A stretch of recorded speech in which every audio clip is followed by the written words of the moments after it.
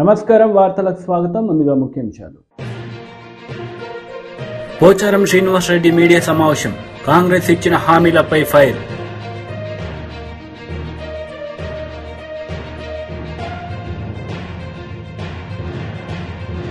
MP Vemireddy Prabhakar Reddy, మంత్రి Kakani Govardhan Reddy press meet.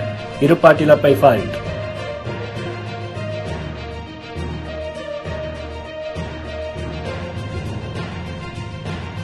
కేంద్ర మంత్రి doctor Bharati Pawar press meet. పలు అంశాలపై వివరణ.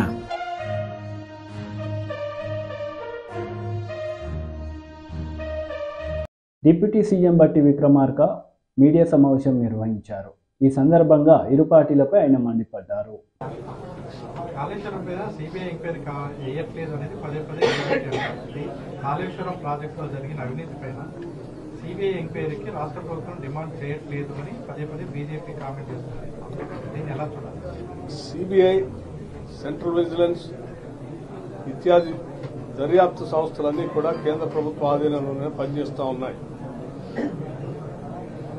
వాటికి సంబంధించి కేంద్ర హోంమంత్రి అమిత్ షా గారి నాయకత్వంలో వారి శాఖలో ఉన్నటువంటి ఈ డిపార్ట్మెంట్స్, అట్లాగే ప్రధానమంత్రి గారి ఆధ్వర్యంలో నడిచేటువంటి ఈ డిపార్ట్మెంట్లు పూర్తిగా వాళ్ళ కంట్రోల్లో ఉన్నాయి.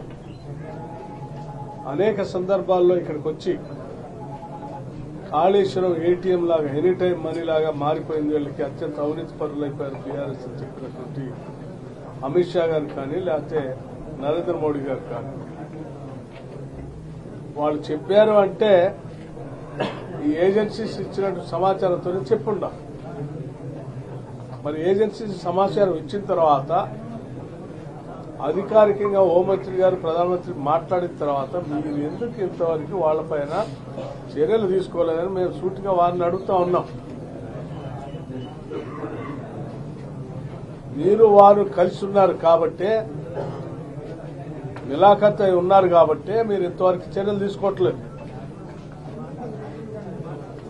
మళ్లీ మేము సిబిఐ ఎంక్వైరీ పేరు మీద నీకు అప్పచెప్తే నువ్వు మళ్లీ చేసేది అదే ఇద్దరు కలిసి పంచుకోవడం కోసం చేసే కార్యక్రమం తప్ప దాంట్లో ఉపయోగం ఉండదని అందరికీ తెలిసింది. అందుకే అవసరమైతే జ్యుడిషియల్ ఎంక్వైరీ సిట్టింగ్ జడ్జితో ఎంక్వైరీ చేపిస్తామని చెప్పి మేము ఇప్పటికే ఆలోచన చేస్తాం. సో అది ఎవరి ఆధ్వర్యంలో ఉందో నిష్పక్షపాతంగా పనిచేస్తాం. పార్లమెంట్ ఎన్నికలకు సంబంధించి కమిటీ చేశారు. ఈసారి ముందస్తు అభ్యర్థుల్ని ప్రకటించే అవకాశాలు అభ్యర్థులను ప్రకటించడానికి కాంగ్రెస్ పార్టీకి సంబంధించి ఒక స్పష్టమైనటువంటి నిర్దిష్టమైనటువంటి ఎస్టాబ్లిష్డ్ ప్రొసీజర్ ఉంది. పార్టీలో అంతర్భాగమే. వాళ్ళు వేసిన ఎన్నికల కమిటీ కూడా అందులో ఒక భాగమే. రాష్ట్ర కాంగ్రెస్ కమిటీ అధ్యక్షుడితో పాటు మిగతా వాళ్ళందరినీ కమిటీ సభ్యులుగా వేసి ఎలక్షన్ కమిటీ వేస్తారు. ఇప్పుడు కూడా అట్లాగే పిసిసి ప్రెసిడెంట్ ని ఎలక్షన్ కమిటీ చైర్మన్ గా పెట్టి మిగతా వాళ్ళందరూ సభ్యులుగా పెట్టి చేశారు. ఆ తర్వాత అది అయిపోయిన తర్వాత మళ్లీ ఆ స్క్రీనింగ్ కమిటీ ఉంటుంది. స్క్రీనింగ్ కమిటీ అయిన తర్వాత సెంట్రల్ ఎలక్షన్ కమిటీ ఉంటుంది, పార్లమెంటరీ బోర్డు, వాళ్ళందరూ కలిసి అభ్యర్థులను ప్రకటిస్తారు. సమయానికి అనుగుణంగా వాటి నిర్ణయాలు జరుగుతాయి. సోనియా గాంధీ కానీ ప్రియాంక రాహుల్ ఎవరైనా మన ఖమ్మం నుంచి పోటీ చేసే అవకాశాలు ఉన్నాయా? అటువంటి ప్రతిపాదన పార్టీ నాయకత్వాన్ని పంపించింది. పార్టీ పరంగా మా నాయకత్వాన్ని రాష్ట్రం నుంచి పోటీ చేయమని ఇప్పటికే మేము తీర్మానం చేసి పంపించాము. తప్పనిసరిగా ఎక్కడెక్కడ పోటీ చేస్తే అన్ని జిల్లాల నుంచి, చాలా జిల్లాల నుంచి అటువంటి ప్రతిపాదనలు వస్తూ ఉన్నాయి. వచ్చిన ప్రతిపాదనలు అన్ని తీసుకుని నాయకత్వంతో మాట్లాడిన తర్వాత అంతిమంగా వారు ఎక్కడ చేద్దాం అనుకుంటారు అనేది ఏఐసిసి నిర్ణయం చేస్తుంది. పార్టీ నిర్ణయం ప్రకారం ఎక్కడ పోటీ చేస్తే అక్కడ రాష్ట్రంలో ఉన్న నాయకత్వంతో పనిచేసి వారిని గెలిపించి రుణం తెచ్చుకొని తెలంగాణ ఇచ్చినందుకు ఇక్కడ అవసరమైతే తెలంగాణ ఇచ్చినటువంటి సోనియా గాంధీ గారికి నిజంగా తెలంగాణ మీద ఎవరికి ఏమాత్రం ప్రేమ ఉన్నా పోటీ పెట్టకుండా ఏకగ్రీవంగా ఎన్నిక చేసి వారి మీద గౌరవం చాటుకోవాలి. నిజంగా తెలంగాణ మీద ఎవరికి ప్రేమ మేము వారిని ఇక్కడ పోటీ చేయాలని కోరుతా ఉన్నాం. వారి ఆలోచన ఏంటో ఇంతవరకు తెలియదు. వారు అభ్యర్థించాము. మరి నేనని చెప్పిన తర్వాత కానీ ఎక్కడి నుంచి ఏంటనేది తెలియదు. రైతు బంధు ఎంతవరకు చేశారు సార్? రైతు బంధు సార్ ఇంతవరకు కాలేదు. మన ప్రభుత్వం వచ్చిన తర్వాత రైతు బంధు కాలేదు. ఎవరు చెప్పారు రాలేదని? ఆంధ్రజ్యోతి వచ్చి చెప్తే అయిపోయింది. కాలేదా సార్? రాలేదని ఎవరు చెప్పారా అంటున్నా. పడుతూనే ఉన్నాయి. ఇప్పటికి ఆల్రెడీ 1 ఎకర్ ఉన్న వాళ్ళు అందరూ అయిపోయింది. 1 ఎకర్ ఉన్న వాళ్ళు అందరూ అయిపోయింది. ఇవే కదా వేసింది. ఇప్పుడు 2 ఎకర్ 2 ఎకర్స్ ఉన్న వాళ్ళకి స్టార్ట్ అయింది. ఓకే,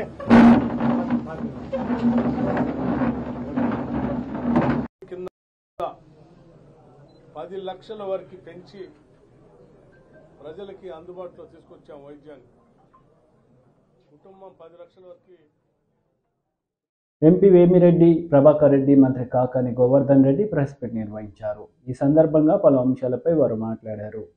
ఓసీ కావచ్చు, మైనారిటీ కావచ్చు, వీళ్ళకి సంబంధించినటువంటి మేధావులందరూ కూడా ఈరోజు ప్రజల్ని చైతన్యపరచడానికి ఈరోజు ఏదో మొక్కుబడిగా అంబేద్కర్ గారు వర్ధంతి జయంతి చేసుకుని వదిలేసేటువంటి విధంగా కాకుండా మహనీయుడు అంబేద్కర్ గారు అనేటువంటి వ్యక్తి ఈ సమాజంలో ఎటువంటి చెరగని ముద్ర వేశాడు అనేటువంటిది విస్తృతంగా ప్రజల్లోకి తీసుకువెళ్లాలనేటువంటి నిర్ణయంతో ఈరోజు 8వ తేదీ 9వ తేదీ ఈరోజు మొత్తం గ్రామ స్థాయి నుంచి, మండల స్థాయి నుంచి, నియోజకవర్గ స్థాయి నుంచి, డివిజనల్ స్థాయి నుంచి జిల్లా స్థాయి వరకు స్థానిక సంస్థలకు సంబంధించినటువంటి ప్రజాప్రతినిధులు, పార్టీ నాయకులు, కార్యకర్తలు అనేక రకాలైనటువంటి కార్యక్రమాల్ని నిర్వహించడం జరుగుతుంది. అదేవిధంగా ఆ ప్రోగ్రాములు కొనసాగుతాయి. 8, 9 ఏదైతే పార్టీ నాయకులు ప్రారంభిస్తారో ఆ కార్యక్రమాలు మొత్తం కొనసాగుతాయి. ఆ తర్వాత ప్రభుత్వ బాధ్యత కూడా ఉండాలి. రాజ్యాంగాన్ని రచించినటువంటి బిఆర్ అంబేద్కర్ గారికి అన్ని వర్గాల నుంచి, అన్ని శ్రేణుల నుంచి, అన్ని విధాలా కూడా అది చర్చ జరగాల్సినటువంటి అవసరం ఉంది. ఆయన సేవలను గుర్తించాల్సినటువంటి అవసరం ఉందనేటువంటి లక్ష్యంతో ఈరోజు 8వ తేదీ నుంచి వాళ్ళకి సంబంధించినటువంటి కార్యక్రమాలు ఈరోజు ప్రభుత్వ పరంగా కూడా ప్రారంభించడం జరుగుతుంది. దానిలో భాగంగా 8వ తేదీ ఎక్కడైతే అంబేద్కర్ గారి విగ్రహాలు ఉన్నాయో వాటన్నిటికీ పెయింటింగ్ వేయించడం, వాటన్నిటికీ పూలమాలలు వేయడం, వాటితో పాటు బిఆర్ అంబేద్కర్ గారి ఫొటోస్ ప్రతి కార్యాలయంలో ఉన్నాయి. వాటికి మొత్తం శుభ్రం చేసి వాటికి కూడా పూలమాలలు వేయడం, ఏదైతే ప్రియాంబుల్ ఉందో రాజ్యాంగం ముందు దాని ప్రతిజ్ఞ స్థానిక సంస్థలకు సంబంధించినటువంటి ప్రజాప్రతినిధులు, పౌరులు, అధికారులు అందరూ కూడా ఆ రోజు దాన్ని తీసుకోవడం, దానితో పాటు అనేక రకాలైనటువంటి కార్యక్రమాలు చేయడం జరిగింది.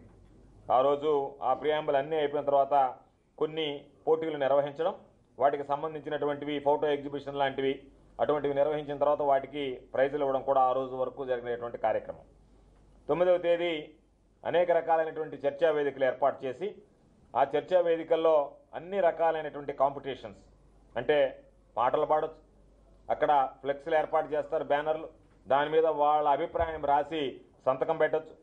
అదేవిధంగా జానపద గేయాలు రాసేవాళ్ళు, ఆయన గురించి పాటలు రాసి పాడగలిగేటువంటి వాళ్ళు, పాడేవాళ్ళు, ఎవరన్నా పద్యాలు రాసి పాడగలిగేటువంటి వాళ్ళు, పెయింటింగ్స్, వీటికి సంబంధించి ఒక ప్రత్యేకమైనటువంటి కార్యక్రమాన్ని, ఒక సదస్సుని ఆ రోజు 9వ తేదీ ఏర్పాటు చేస్తున్నాం.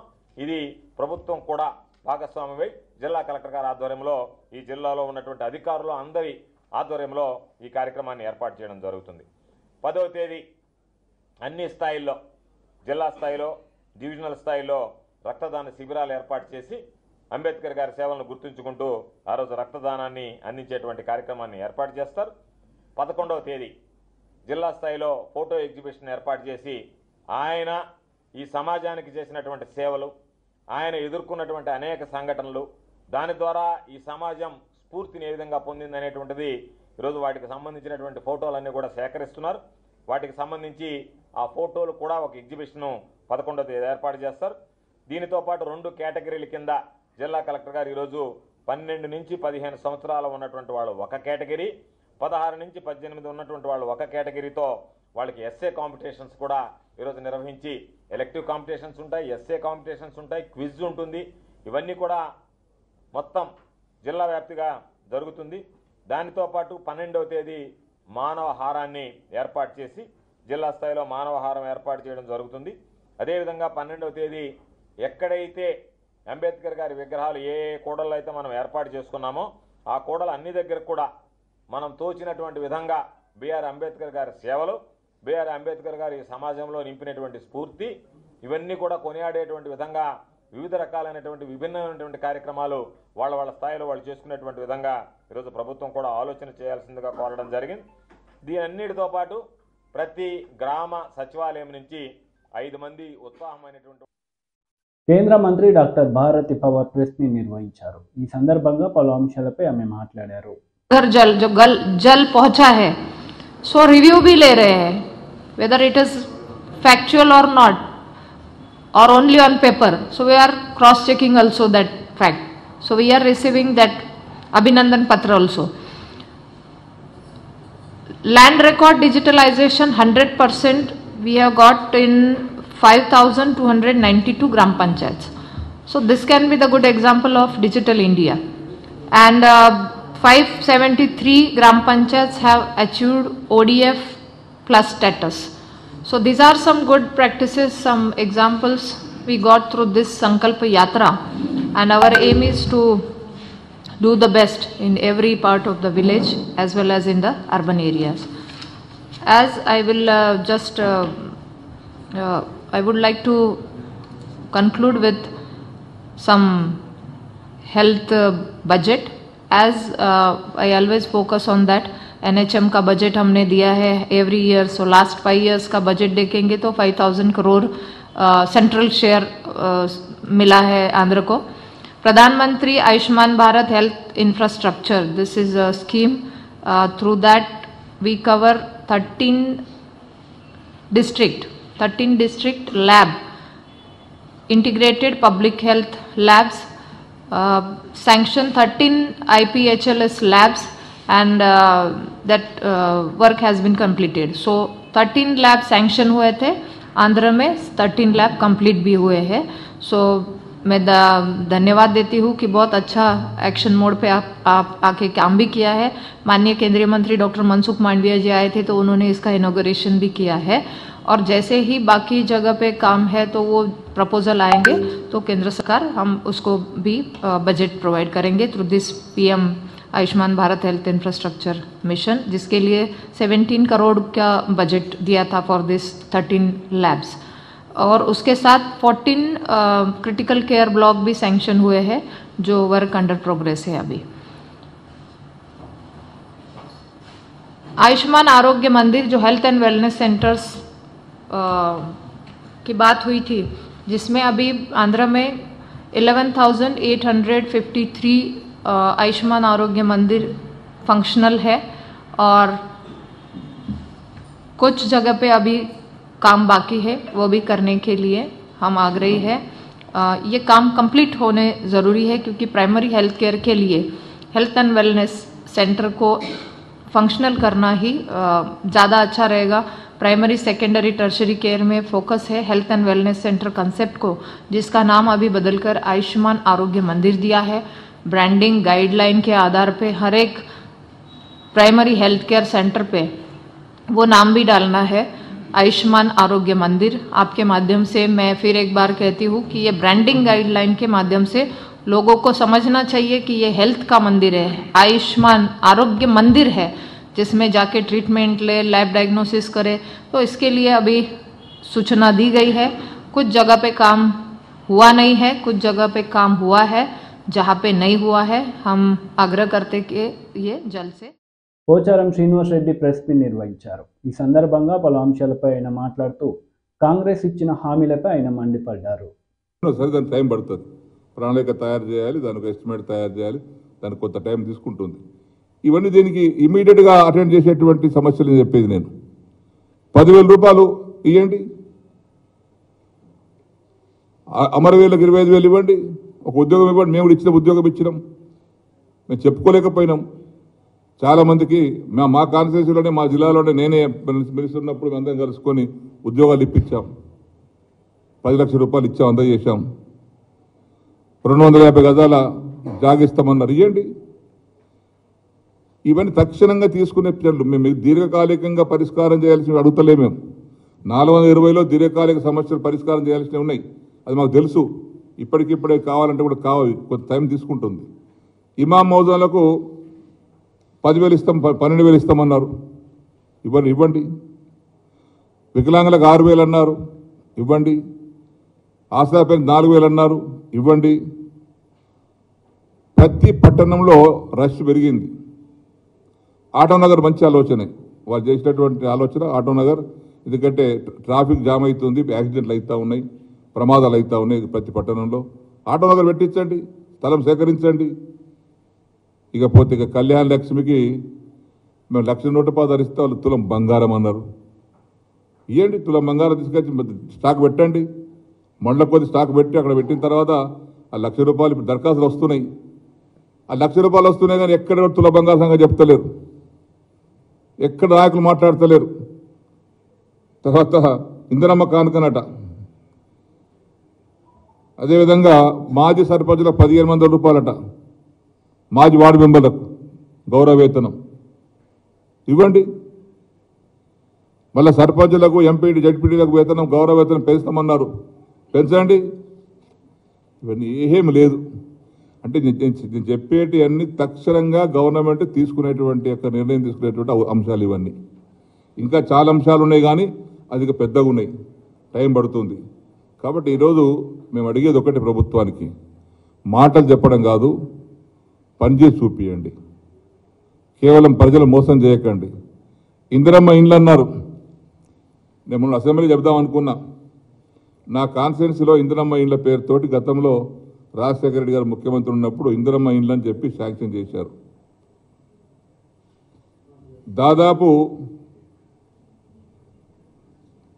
ఒక 15-16 వేల ఇండ్లు మంజూరు చేశారు.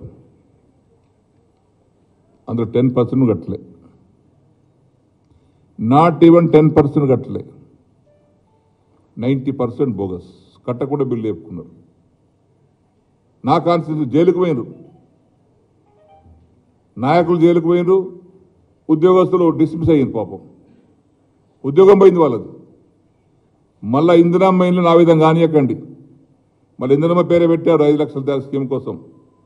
పేదవాళ్ళు గుర్తించండి, న్యాయమైనటువంటి వారిని గుర్తించండి, అర్హులను గుర్తించండి, వారికి అలాట్ చేయించండి. కట్టిస్తారా కట్టించండి, వాళ్ళు ఎట్లుండో విధి విధానాలు తయారు చేయండి. ఇక విధి విధానాలు తయారు కాలేదు.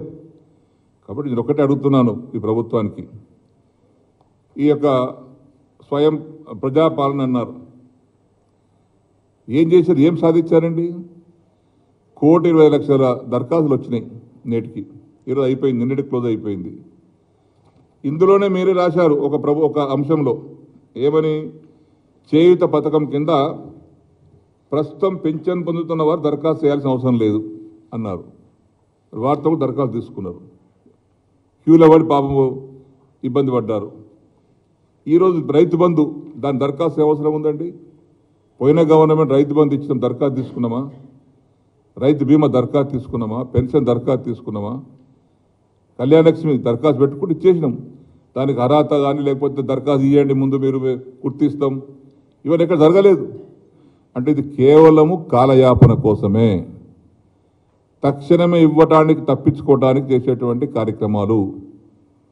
ప్రభుత్వం చేతగాంతనాన్ని నిరూపించుకోవాల్సి వస్తుందని ఇవన్నీ తప్పుదో పట్టిస్తూ ఉన్నారు. ఇది ఒక 6 మాసాలు జరిపిస్తారు ఇట్లనే ఈ ప్రజాపాలన. ఇందులో దరఖాస్తుదారు వివరాలు వగరా వగరా కుస్తీ పట్టారు, పాపం బ్లాక్లో కొన్నారు లబ్ధిదారులు. మహాలక్ష్మి పథకం 2,500 అర్జెంటుగా ఇవ్వండి. ఎంతమందికి ఇస్తారో చెప్పండి, దీని మీద స్పష్టత లేదు. 2,500 ఇంటికి ఒకటి ఇస్తారా, లేక ఇంటి ఉన్నటువంటి ప్రతి ఆడబిడ్డకి ఇస్తారా, దానికి క్లారిటీ లేదు. ఇంట్లో 4 కోడలు ఉంటారు, 2 బిడ్డలు ఉంటారు, 18 ఏళ్ళు దాటిన వారు అందరికి ఇస్తారా? ఇవ్వండి, సంతోషంగానే కుటుంబం బాగుపడతాయి. గ్యాస్ సిలిండర్ ఇప్పటికి ఇంకా కనెక్షన్ 500కి ఇప్పించలేదు. రైతు భరోసా అయితే ఇంకా ఇప్పటికి దిక్కులేదు, 10,000 రూపాయలు ఇస్తలేరు. ఇదిగో చెప్పాను, ఇంధనం మిల్లు సంగతి చెప్పాను. ఇవన్నీ కూడా గృహజ్యోతి 200 యూనిట్లు మాఫ్, సోనియా గాంధీ గారు చెప్పారు, మొత్తం 200 యూనిట్లు మొత్తం మాఫ్. ఇలా బిల్లు వస్తున్నాయి, నేను ఇలా పేపర్లో టీవీలో చూశాను. ఒక ఇంటికి బీజేపీ మహిళా లీడర్ డీకే అరుణ ప్రెస్ మీట్ నిర్వహించారు. ఈ సందర్భంగా పలు అంశాలపై ఆమె మాట్లాడారు. జూలై 14వ తేదీ నాడు గోదావరిలో వచ్చినటువంటి భారీ వరదలకు కాళేశ్వరం సమీపంలో ఉన్నటువంటి Lakshmi pump house, Annaram pump house మొత్తం నీట మునిగిపోయినాయి. ఆ ప్రాంతాల్లో ఉన్నటువంటి పొలాలన్నీ కూడా చాలా వరకు వేల ఎకరాల్లో పంటలు నీట మునిగిపోయినాయి. పెద్ద ఎత్తున ఆ పంప్ హౌస్ లో నీట అంటే మొత్తం నీటిలో మునిగిపోవడానికి కారణం అంతా కూడా నిర్మాణంలో ఉన్నటువంటి లోపం వల్లనే, నిర్మాణంలో ఉన్నటువంటి నాణ్యత లోపం వల్లనే, డిజైన్ లోపం వల్లనే అనేటటువంటి అనేక ఆరోపణలు ఆ రోజు మనం ఆ ప్రభుత్వం పైన చేయడం జరిగింది. ఆ సందర్భంగా లక్ష్మీ పంప్ హౌస్ లో మొత్తం 17 మోటార్లు నీట మునిగిపోయినాయి. దాంట్లో 7 మోటార్లు పూర్తిగా దెబ్బతిన్నాయి అన్నాడు. 3 మోటార్లు పూర్తిగా దెబ్బతిన్నాయి, 7 మోటార్లు మొత్తం ధ్వంసమైపోయినాయి. దాదాపు 2000 కోట్లకు పైగా నష్టం జరిగిందని చెప్పి పెద్ద ఎత్తున ఆ రోజు అందరం కూడా మాట్లాడడం జరిగింది. మరి మొన్న 2023 ఎలక్షన్ల ముందు, జస్ట్ ఎలక్షన్ల ముందు అక్టోబర్ 21వ తేదీన మేడిగడ్డ బ్యారేజ్ పైనటువంటి వంతెన ఏదైతే కుంగిపోయింది, బ్యారేజీలో ఉన్నటువంటి 7వ బ్లాక్ లో 19th పిల్లర్ 21 పిల్లర్ల మధ్యలో వంతెన కుంగి కిందికి దిగిపోయింది. అయితే 20వ నంబర్ పిల్లర్ నిర్మాణ దశలో ఉండగానే పగుళ్ళు వచ్చినాయి. పగుళ్ళు వచ్చినా కూడా అప్పుడు అధికారులు వాటి గురించి పట్టించుకోలేదు. పెద్ద ఎత్తున మీడియాలో ప్రచారం జరిగింది, దాని గురించి కూడా అన్నాడు. మరి బ్యారేజీ కుంగడంతో రోజు కాళేశ్వరం ప్రాజెక్టు లిఫ్ట్ ఇరిగేషన్ కి ఈరోజు బ్రేక్ బట్టలు అయిపోయింది. నవంబర్ 1వ తేదీ 2023న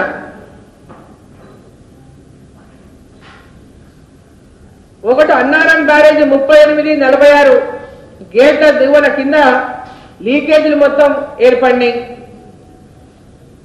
వీటిలో ఆ వాల్ తిరుగుతున్న నేపథ్యంలో ఇసుక బస్తాలతో తాత్కాలికంగా ఆ లీకేజీలు ఆపినప్పటికీ పెద్ద ఎత్తున ప్రమాదం కొంచెం ఉందని ఎంతో మంది సాగునీటి నిపుణులు మనల్ని హెచ్చరిస్తా ఉన్నారు.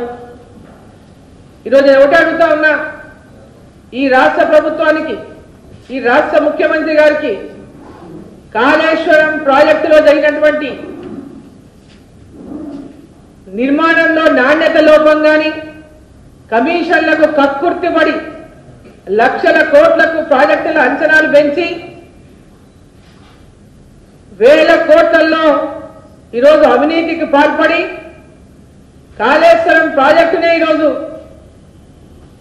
దాని అతి గతి తెలియనటువంటి దుస్థితి ఏర్పడిన సందర్భంగా మరి రాష్ట్ర ముఖ్యమంత్రి రేవంత్ రెడ్డి గారు వెంబడే దాన్ని కాలయాపన చేయకుండా గతంలో మీరు అన్న మాటలకి కట్టుబడి ఈరోజు అధికారంలోకి వచ్చిన తర్వాత వాటిని కాపాడేటటువంటి ఆలోచన మీకు ఏదైనా ఉందనేటటువంటి మనం కలగకుండా ఉండడానికి మీకు నిజంగా చిత్తశుద్ధి ఉంటే వెంబడే గత ప్రభుత్వం ఇచ్చినటువంటి జీవో ఏదైతే ఉందో సిబిఐని రాష్ట్రంలో అడుగుపెట్టనీయకుండా ఇచ్చిన జీవోని వెంబడే రద్దు చేయండి. సిబిఐ రాష్ట్రంలోకి వచ్చి ఎక్కడ ఇలాంటి అవినీతి జరిగినా వాటిని ఎంక్వైరీ చేసేటటువంటి విధంగా జీవోలో మార్పు తీసుకురండి. నూతన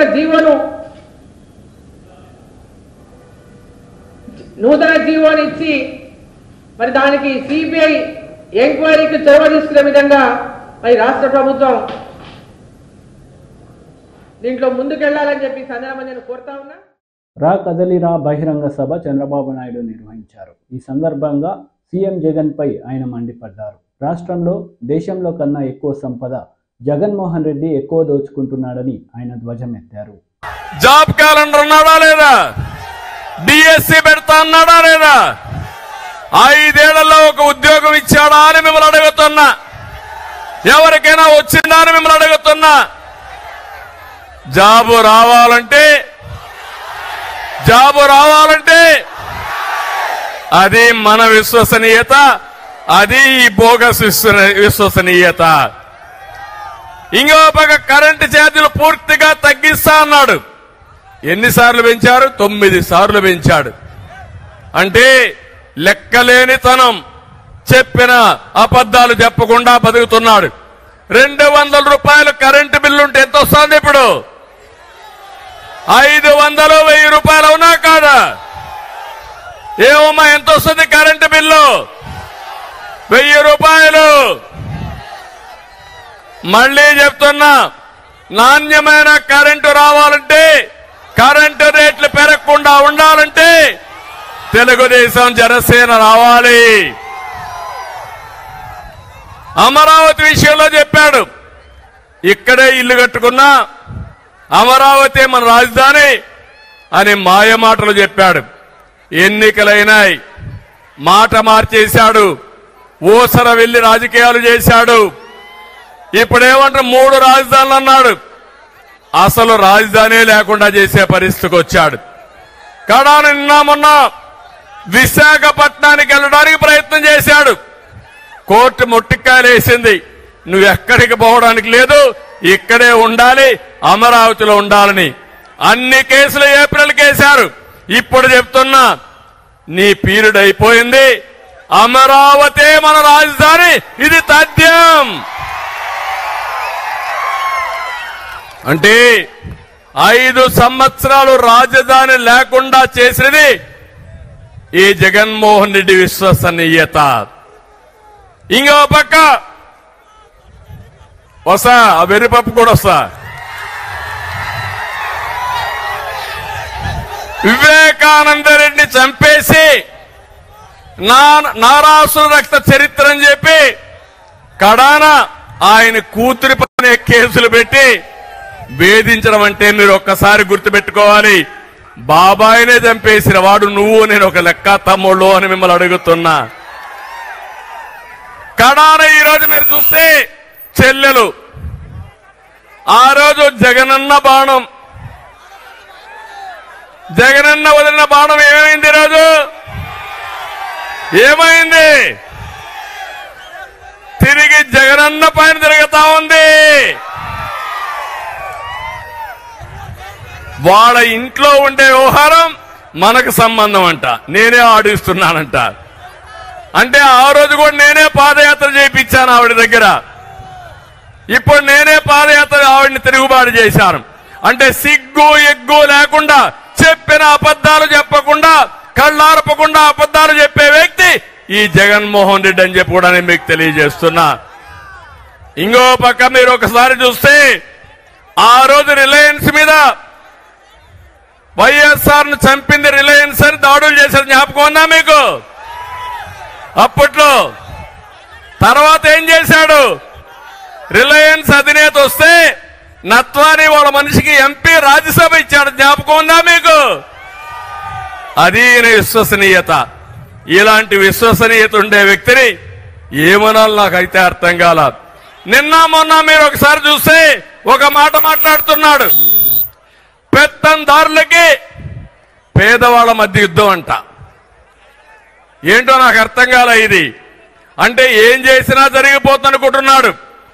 దేశంలోనే ఎక్కువ సంపద ఉండి ఎక్కువ ఆదాయం వచ్చే ముఖ్యమంత్రి జగన్మోహన్ రెడ్డి. 510 కోట్ల రూపాయల సంపద. దేశంలో ఉండే అందరూ ముఖ్యమంత్రుల ఆదాయం ఎంతుందో దానికంటే ఎక్కువ ఆదాయం సంపద ఈయనకుంది. నేను అడుగుతున్నా, ఇప్పుడు 5 ఏళ్లలో మీ ఆదాయం పెరిగిందా? పెరిగిందా మీ ఆదాయం? ఆయన ఆదాయం పెరిగింది. ఎట్లా పెరిగిందో మీకు చెప్పాలి కదా. ఇప్పుడు చెప్పే ధైర్యం జగన్మోహన్ రెడ్డికి ఉందా అని అడుగుతున్నా. చెప్తాడా అని మిమ్మల్ని అడుగుతున్నా. తమ్ముళ్ళు ఎక్కడ చూసినా దోపిడీ, ఇలాంటివన్నీ. వార్తలు ముగించే ముందు ముఖ్యాంశాలు మరోసారి. పోచారం శ్రీనివాసరెడ్డి మీడియా సమావేశం, కాంగ్రెస్ ఇచ్చిన హామీలపై ఫైర్.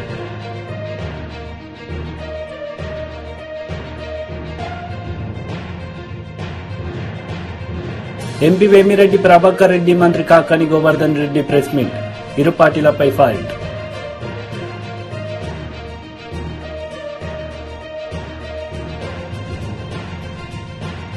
కేంద్ర మంత్రి doctor Bharati Pawar press meet, పలు అంశాలపై వివరణ.